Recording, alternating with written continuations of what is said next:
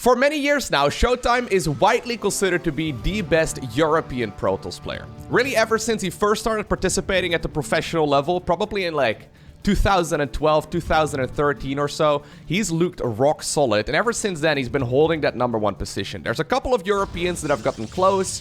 Someone like, for example, Mana comes to mind, maybe Petit Drogo, Harstam. There have been a bunch of really good European Protosses, but ShoWTime always just seemed a little bit better than them.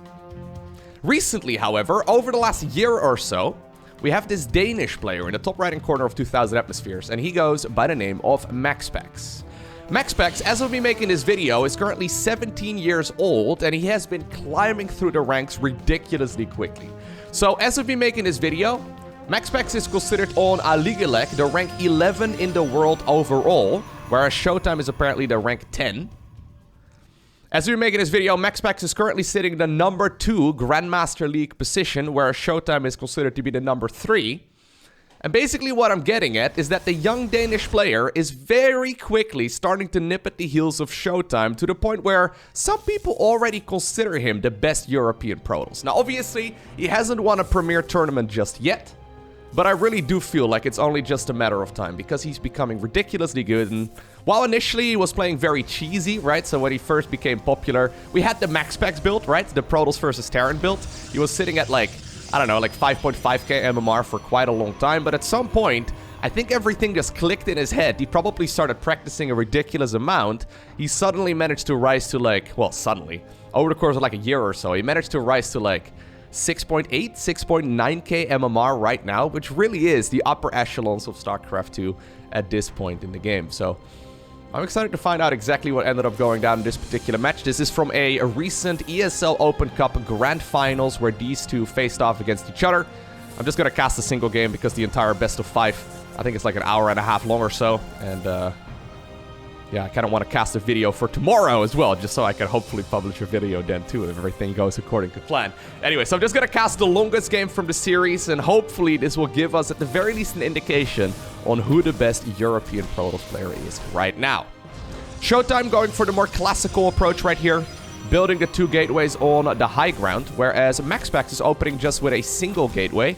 His Nexus, however, will be delayed for a little bit. Yeah, ShoWTime is just being as much of a nuisance as possible, blocking it with a second pylon right now as a follow-up too. So MaxPax is going to be forced to add on a 3rd pylon instead of his own main base, because he can't really rely on that Nexus finishing up here anytime soon.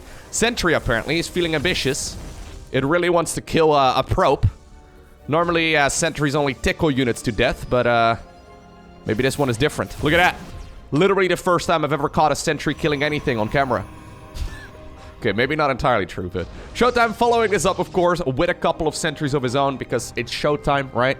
He could have chrono boosted out more and more stalkers and go for an all-in, but Demauer just doesn't really play that way. He likes to play a rock solid, and generally speaking, he plays very passively. Yeah, he plays what he probably, you know, deems to be the strongest way of playing, and most of the time in a game of StarCraft, if you're being aggressive, you rely on your opponent making mistakes, whereas if you're being defensive and then obviously expend and stuff, right?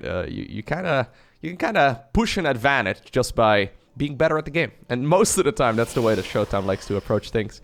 He doesn't really, exploit a weakness as easily in his opponent's play. Now, he's already oversaturating the main base quite heavily, so he's definitely going to be able to transfer quite a few of those workers as soon as that Nexus finishes. MaxPax right now has a quick look as well at the mineral line. He sees that there's way more probes than his main base can really effectively handle. And he also, I believe, did get a glimpse right there of the Twilight Council. Yes. So he knows what it is that his opponent is going for. Turns out it's the same tech that he's going for himself. ShoWTime now scouting that out with a Phoenix as well. An hallucinated Phoenix, that is. And he knows that his opponent is likely going to be following this up as well with Blink. At this point, these players obviously can't see exactly what upgrade is researching, but in the earlier stages of a Protoss versus Protoss, 9 times out of 10, it is going to be that Blink follow-up. Just because the Blink is obviously a very useful upgrade. And usually we do, of course, see Charge a little bit later as well. Both players going for Fortress as a follow-up. And despite the fact that they took very different routes, it looks like all the roads do eventually lead towards a very similar situation. I don't think either player is really going to be capable of moving out here anytime soon. Instead, they'll probably opt for expansions. I mean, You can obviously escape relatively easily when you do have Blink Stalkers, but you do have to be cautious. When you don't have like a Warp Prism or like an Observer scouting ahead, right? A Warp Prism to reinforce and maybe pick up a couple of units. It's very dangerous to move out into the map, and you'd rather sit close to the safety of your shield batteries. Anyhow, probe moving down towards the low ground. Pylon on the left side of the map does get spotted, so MaxPax is not going to get any easy warp-ins from there. Already though, both players right now taking the third Nexus, and now is finally when we see the Robo Facility. I'm expecting a Robo Facility here relatively quickly as well for the Danish Protoss. ShoWTime, of course, I don't think I mentioned that yet, but he's from Germany. Ooh, are we hallucinating Stalkers? Are we trying to make ourselves look cooler than we are, MaxPax? I kind of like it. The hallucinated Stalkers actually gets force fielded out. That's kind of cute. I still don't think there's enough right here for MaxPax to be able to push through, but he just wants to force a cancel right here on the Nexus. We don't usually see hallucinated Stalkers, actually, which is kind of cool. Fun fact, if you like... There's apparently 2 Adepts over here inside of the middle line of the Natural. Fun fact, if you hallucinate a couple of Zealots, or probes for that matter, you don't just get one of them, you get like multiples, which is kind of cool. I think if you hallucinate probes, which isn't usually very helpful, but you can get 4 of them at once, if I'm not mistaken, so you don't actually have to like spend as much, as much energy. Theoretically, I guess the developers had in mind that you could like fake an economy or something along those lines, but while sentries are very good, you do need something to back them up as well, because spellcasters just by themselves are, not gonna really do much. Although I guess in 2010 StarCraft or so, we did see like sometimes up to like 10 of those sentries at once. Anyways, there's a Robo Facility finally for Max. Just pressuring his opponent for a little bit, testing the waters, making sure that his opponent is kept honest, right? The opponent decides to just skip warp-ins for like several rounds. It can be very dangerous.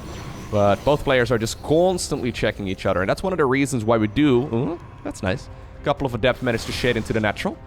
That's one of the reasons why we do see those heavy sentry openers in this matchup. Or heavy sentry openers. We see like, between 1 and 3. Which most of the time is quite heavy. Battery overcharge maybe? No, we're not going to use it? Okay. The thing is, the hallucination skill that the sentry has is so incredibly useful. You can just constantly fly phoenixes towards the other side of the map. And even though they're only alive for a little bit, you can keep checking your opponent, right? Make sure that he's not doing anything crazy. Like, for example, a Dark Shrine. I don't think this has been spotted just yet here by the Blue Protoss player, so ShoWTime hasn't seen the Dark Shrine. So maybe the Dark Templar can catch him off guard. Nice snipe right there as well by MaxPax. Checking out exactly what the opponent is going for. Well, at the very least, ShoWTime is not going to know about the Dank Templar. That being said, there should be some form of detection out, yeah.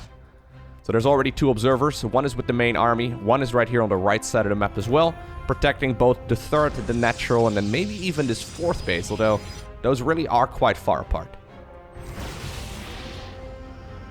Alright. Robo Bay coming up. MaxPax is probably going to be transitioning towards Disruptors relatively quickly as well, where ShoWTime apparently is going to make the first major difference right here as far as the unit composition goes. He's going to be going into a Templar Archives instead. He might still go for a Robo Bay here in a little bit, but I think we're going to see a more stock standard sort of approach here from ShoWTime. Unsurprisingly. Grabs a couple of Stalkers right here as MaxPax. Seems to me we're going to go into that Archon Immortal based army here for ShoWTime, whereas MaxPax is going to be going into the Disruptors. Okay, 1 Dark Templar over here inside of the 3rd base. Trying to just get done whatever it can. Already it killed a couple of probes right there, and then also a Zealot. Not a bad situation whatsoever. Obviously, it does tell the Protoss player in blue right now that there is a Dark Shrine out, so... At the very least, the secret is no longer a secret. But still, obviously over the last, I would say like half year, and MaxPax really has been a leading force in that department. We have seen Dark Templar become more and more of a gateway... Like, well, I guess it's a gateway unit by default, right? Well, look at this probe. Probius, no! Anyways, we've seen them become more and more of a core unit composition is what I'm trying to... Or be part of a core unit composition is what I'm trying to get at. Dark Templar can be incredibly good if you warp in a bunch of them. I mean, for a long time, we would only really see them as cheeses. But these days, we see them all the time. Also in Protoss vs. Terran, of course, where you just warp in like a dozen of them and then just two-shot a planetary fortress. Theoretically speaking, it doesn't sound like a good idea, but it turns out if you can kill the planetary fast enough, it's pretty strong. They're basically like improved zealots, right? And since observers are so slow without their speed upgrade, it actually takes quite a while to set anything up. Stressing the multitasking. I guess that's one of the strengths right here of these like relatively early game Dark Templar. Like they're a unit that you just kind of send in, right? And that's like what, 10 actions on your end at most, and your opponent is probably gonna have to spend like 30 actions in order to defend against it. And since this is such a intensive micro, you know, matchup, right? You need to make sure that you keep your units alive, and if you don't pay attention to your army for a little bit, you might accidentally take a disruptor to the face. Since this is such a micro-heavy matchup, it's very easy to accidentally lose if you're dealing with a Dark Templar and take one of those big balls to the face. Which is not what you want. Or maybe it is, I don't know. Oh, well that's what I mean. Nice little hit right there. That being said, in a straight-up fight, those Archons don't mess around. Shadow Stride is already done here as well for MaxPax, which I really like. That's the blink ability for those Dark Templar.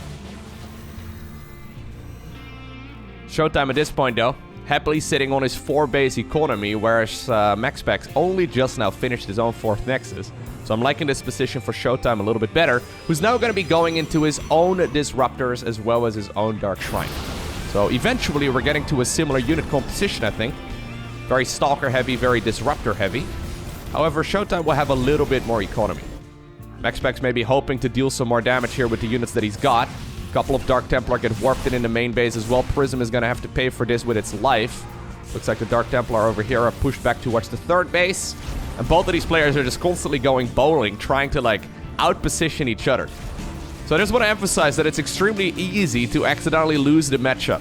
If you take one of those Disruptor hits, it genuinely can just end the game right then and there. So we are one big explosion away from this game just being over. It's just that these players are very comfortable playing this sort of unit composition that oftentimes those big explosions don't happen easily. I'm just saying, if I were to play against either of them, I would probably be busy trying to defend the Dark Templar, and then, you know, I wouldn't be paying attention to my army for a little bit. It would wander a little bit too far forward, and then I just catch the tail end of all of my Stalkers exploding. That's a nice hit right there. Ooh, alright. One Purification Nova right there for MaxPax, also dealing damage to ShoWTime's Disruptors. Grabbing a couple of them. So 8 Disruptors right now for the Danish player, and only 3 of them right here for ShoWTime. Oh my god, that was very, very close. Alright. Dark Templar defending Dark Templar. It's one of the top 10 things that science can't explain. You still need detection, even if, you know, your opponent has Dark Templar. I guess they're from a different part of Shakuras? Is it Shakuras? I think so. My StarCraft lore is not as good as it probably should be, but... or my StarCraft lore knowledge.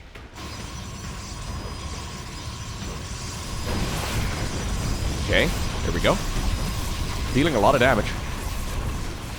Yeah, getting a lot of these structures cancelled at the very least. ShoWTime, though, going for that 5th already. We can see a 5th base coming up as well at the 3 o'clock position, but I'm scared of moving away from these armies just because I'm, you know, probably gonna miss a huge amount of units blowing up. Look at it, there it is. 3rd Nexus already done here for MaxPax. He was a little bit later on the 4th, but a little bit quicker on the 5th. And so far, you can see that both of these players are incredibly evenly matched. Dark Templar chasing Dark Templar. Yeah, I think it was MaxPax who I really saw mixing in Dark Templar as much as he does. For like one of the first times, rather than using them as like just an harassment tool. He really does like to warp quite a few of them in. Maybe he wasn't the person that started that though. Okay. Oh god, oh god, oh god! That's what I mean! Alright. Well, at the very least, MaxPax is gonna lose a Nexus right over here, but ShoWTime did just take a huge amount of Stalker losses. He might end up losing the 6 o'clock as well. Ugh. Units over here are a little bit derpy, but I think eventually they're gonna be able to get rid of that. I love that positioning on that photon cannon, though. Anyways, even though this was meant to kill the Nexus, initially they didn't manage to pull it off. They will still do so. Once again, a huge Disruptor Purification Nova hits. You can see that the stamina comes into play as well at this point, right? Where both of these players have been defending against this stuff for a long time, and both of them now are making mistakes. The first 12 minutes from them were basically flawless. But now things are becoming a little bit more problematic. Okay. Prism moving around right here for ShoWTime. Probably will be warping in some more harassment units over there in a little bit. ShoWTime also remaking the 9 o'clock position. MaxPax doing the same on his side of the map. That being said, at this point MaxPax has got an entire extra base on the opponent, and that obviously is huge. Closing a game out, though, can be very hard. There is some detection available right here. Now, observers also need detection to spot each other. So, imagine right now if MaxPax loses his observer here because, you know, ShoWTime could see his observer. Then, you know, these stalkers would have to run once again until a reinforcing observer comes out. And when you're forced to make an observer instead of the robo facility, that means you're not making these disruptors. They do build pretty quickly, but it is something worth keeping in mind. Oof. Dark Templar moving to the 12 o'clock spot. This is very similar to, oh my god, okay, that was a huge cancel as well. Yeah, they did not finish warping in there because the pylon ended up going down there first. Recall right here off the observer as well, trying to see if he can still grab those Dark Templar on the retreat path. But at the very least, this is now going to create an opportunity for ShoWTime to move forward. At the same time, there are a couple of Dark Templar inside of the Natural Expo. My god, have we come a long way, haven't we? Like, I'm every once in a while when I'm casting games, I'm just remembering games of professional StarCraft back in, like, 2011. And they would literally, I know I mentioned this from time to time, but they would literally just be 2 players building up one big death ball for 20 minutes. And then they would engage once, and we'd be like, oh my god, that is so epic. These guys have been fighting ever since, like, what, the 6-minute mark? And it's been incredibly tense ever since. ShoWTime getting into a phenomenal position right now. They're just rolling bowling ball after bowling ball in that direction. Trying to buy time right here for its core army to finish up the probes, but also that Nexus. At the same time, ShoWTime wants to go for a harassment right here on the right side of the map with Zealots. And then also a bunch of DTs. Looks like some of those units got caught, but he needs an observer in order to see the rest of it. And he doesn't have one over here. Nexus at the 12 o'clock position does go down. Immortal, ooh, also will be hit twice by one of those Purification Novas. Whew, alright. Army-wise, ShoWTime right now has overtaken his opponent. He's also got to take the top left-hand base, okay. That one is very far away from the rest of his expansions, which is very difficult to defend. MaxPax probably anticipating his opponent trying to retake the 6 o'clock position, but so far that hasn't happened. My god, ShoWTime almost blowing up his own army there because Purification Nova, of course, does deal friendly fire. Catches a ton of his opponent's stalkers. Excuse me. But that was a good engagement there for ShoWTime, all things considered. The last 2 minutes or so have gone definitely in the Germans' favor. That being said, I mean, yes, economically speaking, right now he's ahead. But it's not like, I mean, the bases are starting to run low. It's not like he killed that many workers there. He does need a new base, though, MaxPax, that is. He doesn't have as many mineral patches to mine from anymore. And already, we do now see ShoWTime moving up north once again. If he can snipe this base, that would actually be super critical. Yes, very nice. Forcing the council here, buying time. MaxPax is currently bleeding dry on the couple of expos that he still has. But obviously, if ShoWTime takes one bad engagement, he could accidentally lose the game. One Purification Nova on that clump of disruptors would, for example, be a game changer.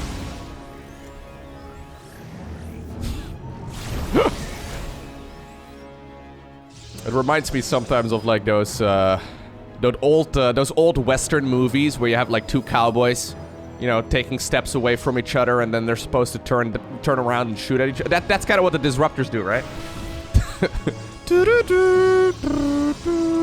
And then they both fire. You're like, okay, we're both out of range. Doesn't work. Neither of us takes any damage. Nice snipe right there from MaxPax. No, but the Dark Templar blink behind it. It's a Stalker sandwich with the Dark Templar and the Zealot fighting from either side. That blink right there from the blue Protoss was awesome. Okay, really nicely done there. MaxPax hoping he could catch one of those disruptors of the opponent, and he managed to pull that off. At the same time, though, while the right side of the map is now all in favor of the blue Protoss player, ShoWTime is gonna lose his own third Nexus. He's got that top left-hand base, though, that I don't think MaxPax knows about. No, MaxPax hasn't seen it. It's so far out there that MaxPax didn't anticipate his opponent taking that one over the 6 o'clock base.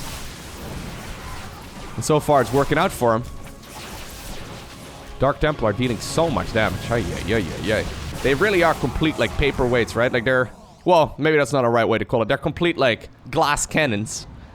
They deal so much damage. They have, like, 0 survivability, but since they're cloaked, they can oftentimes deal a ton of damage. Okay. I think MaxPax just now saw the probes moving on over towards the top left-hand corner, so he must realize that something is not quite right. Decides to recall part of his army. Looks like ShoWTime has done the same, though, because now all of a sudden those blue Protoss units are in the top left-hand corner. This was an oversight by MaxPax. He was assuming he was playing 3 base versus 3 base, whereas ShoWTime realized, wait a second, I've got one cheeky expo in the top left-hand corner. And obviously in the super action-packed game that we've had so far, it's pretty much impossible for MaxPax to keep tabs on everything. Ideally, you obviously still want to have those observers flying around the map, but small mistakes were made, and right now, okay, that's a good start. He kind of needs some good disruptor hits in order to come back into this, because ShoWTime is going to just be able to outproduce him here with more economy. ShoWTime also actually winning the battles here. These Immortals in the back have both got 11 kills each, if I'm not mistaken, and then are dealing a lot of damage. Constantly the backbone of this Protoss army in blue, and there it is. I think that MaxPax is on his final legs right now. He's got a few leftover units here, but I think there might just be a little too much right here for the German Protoss. GG is cold. And at the very least for now, ShoWTime shows him who's boss. But considering MaxPax is improving incredibly rapidly, I would not be surprised at all if Max manages to overtake ShoWTime in the next half year or so.